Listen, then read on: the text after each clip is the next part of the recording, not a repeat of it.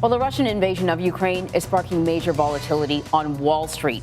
The Dow, the S&P 500, and the Nasdaq all suffered huge losses in early trading Thursday, but stocks did rally before closing on hopes the financial impacts from the conflict will be contained to the region. The Biden administration says new sanctions will cut off Russia from semiconductors and other advanced technology crucial to the military, biotechnology, and aerospace industries as well. Japan, Taiwan, and South Korea have either followed suit or indicated they will soon. However, it's unclear if chip companies in China will also cut ties with Russia.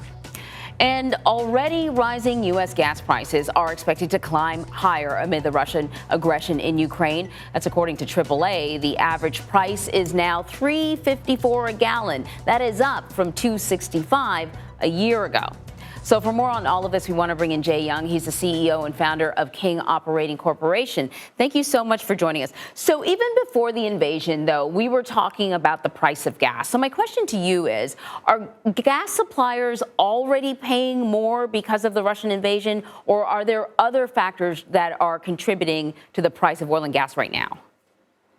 Yeah, there's a lot of factors that are doing. There's three major reasons why oil prices are going up, why gasoline prices are going to be going up, especially, in the summertime when people start to drive, and that's when the demand goes way up. But the government is still, at this time, coming in and talking about government regulations. They're talking about permits. They're talking about cutting us down, number one. Number two, you're talking about institutions are staying out of the markets, lack of capital. We just don't have the capital that we did at one time to be able to go drill for oil and gas like we need to.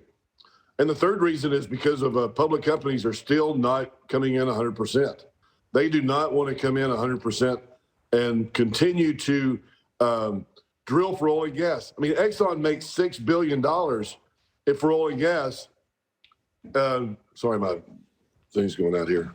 But the Exxon is $6 billion, and all of a sudden instead of coming in and giving the back to the drilling, which is what they normally would do, they instead continue buying up shares.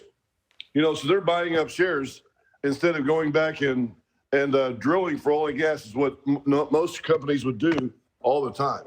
So and also OPEC just said, hey, we're not going to give you more oil.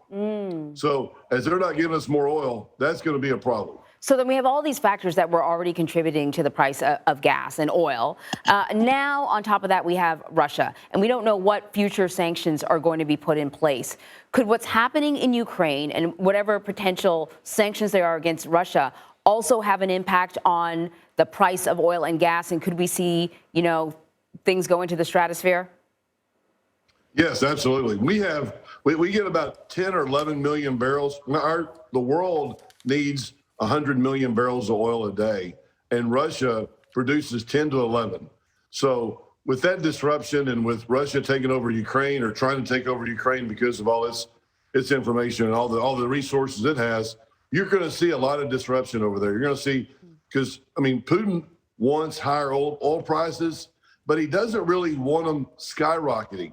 The last time that the United States started producing so much oil in the United States, he put a lot on the market, discounting it with Saudi Arabia. So he doesn't want incredible. He doesn't want $150, $200 a barrel, which is what a lot of people, think he may want. He doesn't want that because when that happens, the United States starts to drill for oil and gas again.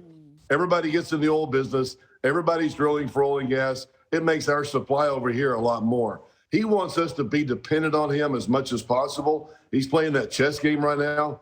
So it's not going to go to $200 a barrel just because of Russia, Ukraine, and because lack of capital. He's going to keep the prices to where he can make money.